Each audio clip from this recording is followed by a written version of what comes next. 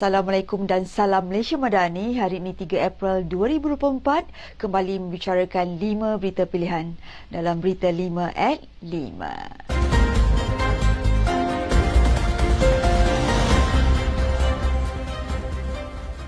Pengurusi Hubungan UMNO Negeri Sabah, Datuk Seri Bung Mokhtaradin mengecam dan mempertikaikan sebagai kecil pemimpin politik Sabah yang cuba menimbulkan sentimen negatif dengan mendakwa UMNO sebagai parti Malaya yang merampas Sabah.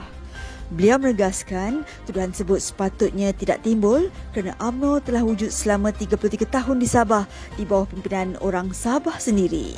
Bung menyatakan bahawa walaupun Malaysia mempunyai pelbagai kepercayaan agama, rakyat masih menghargai perbezaan tersebut dan bersama-sama mencapai kemajuan dan kejayaan.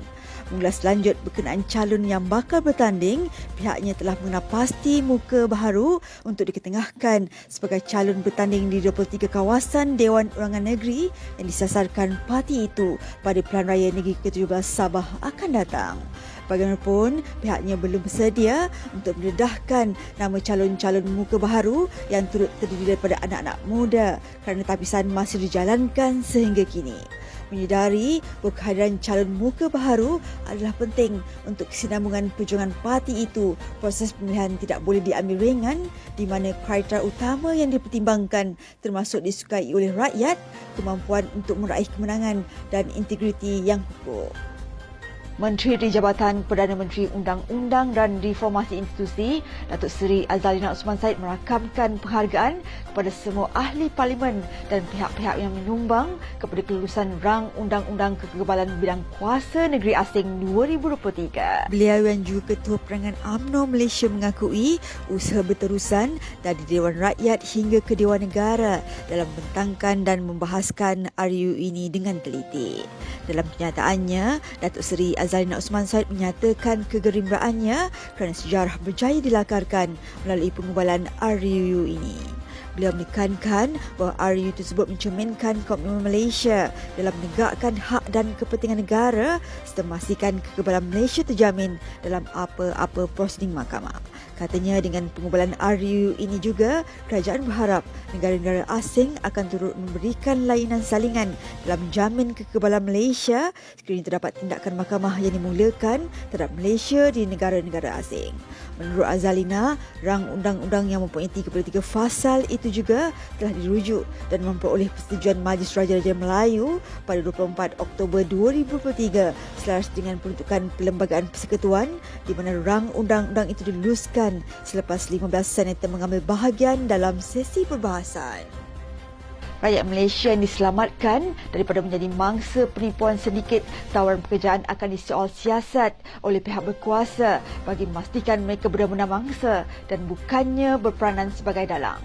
Menteri Luar Datuk Seri Muhammad Hassan berkata tindakan tegas akan diambil kepada mana-mana pihak yang cuba untuk melindungi rakyat Malaysia daripada sindiket penipuan tawaran pekerjaan di luar negara. Dalam satu sesi soal jawab di Dewan Negara, Datuk Seri Muhammad Hassan menyatakan bahawa mereka yang diselamatkan akan disoal siasat bagi memastikan bahawa mereka benar-benar mangsa dan bukannya dalang. Menurut beliau, sekiranya mereka didapati bersalah, tindakan tegas akan diambil mengikut Undang-Undang Akta Anti Pemandangan Orang dan Anti Penyeludupan Migran Akta PSOM 2007 bahawa mereka yang diselamatkan adalah dalang yang merekrut mangsa. Beliau berkata, mangsa penipuan tawaran pekerjaan daripada mereka yang kurang berpendidikan, hidup susah dan mempunyai rekod jenayah sebelum ini. Beliau berkata, pihaknya sentiasa prihatin dan memandang serius dalam membanteras sindiket penipuan tawaran pekerjaan dengan melibatkan pelbagai kementerian dan agensi pekerjaan. Ketua Pergerakan Pemuda UMNO Malaysia, Dr. Muhammad Kamal Saleh menyeru umat Islam di negara ini untuk memboikot produk yang dikeluarkan oleh usahawan sensasi yang mengeluarkan konten video yang tidak bermoral. Beliau berkata, ini kerana video yang dikeluarkan tersebut acap kali diviralkan ketika bulan Ramadan dengan penari mengenakan kostum aneh dalam sedutan lagu raya. Beliau yang juga Ketua UMNO Bahagian Jasin menyatakan kekecewaannya terhadap pengulangan kesalahan yang sama daripada usahawan tersebut yang selalu meminta maaf tapi terus mengulangi perilaku yang menyinggung umat Islam di Malaysia. Sebuah akhbar melaporkan permohonan maaf secara terbuka telah dibuat oleh usahawan tersebut susulan kecaman yang diterima. Namun beliau menekankan bahawa boikot terhadap produk-produknya tetap diperlukan sebagai pengejaran yang berkesan. Sementara itu, usahawan tersebut berpendapat bahawa video yang kontroversial itu hanyalah satu gurauan dan meminta agar isu tersebut tidak diperbesarkan, terutamanya kerana lagu tersebut tidak dikeluarkan secara rasmi.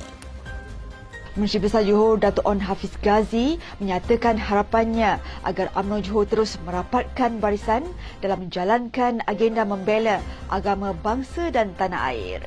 Melalui hantaran di laman Facebooknya, Datuk On Hafiz Ghazi mengucapkan kesyukuran kerana dapat berbuka puasa bersama kepimpinan UMNO Negeri Johor dan rakan-rakan dari parti komponen.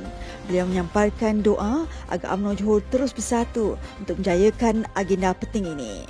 Beliau yang berada dalam majlis buka puasa turut berharap agar 10 malam terakhir Ramadan dapat dimanfaatkan sebaiknya dan menjadi waktu yang dapat memberkati kehidupan, keberkatan dan keselamatan semua rakyat Johor. Turut hadir oleh Timbalan Pengurusi Badan Hubungan UMNO Negeri Johor dan Timbalan Menteri Pejajaraya Datuk Seri Ahmad Maslan, Ketua Wanita UMNO Malaysia dan Timbalan Menteri Pembangunan Wanita, Keluarga dan Masyarakat Datuk Seri Dr. Raini Ahmad. Sekian saja daripada saya, Adibah Ahmad. Jangan lupa temu janji kita Isnin hingga Jumaat jam 5 petang. 5 berita pilihan hanya di Berita 5 at 5. Assalamualaikum dan salam Malaysia Madani.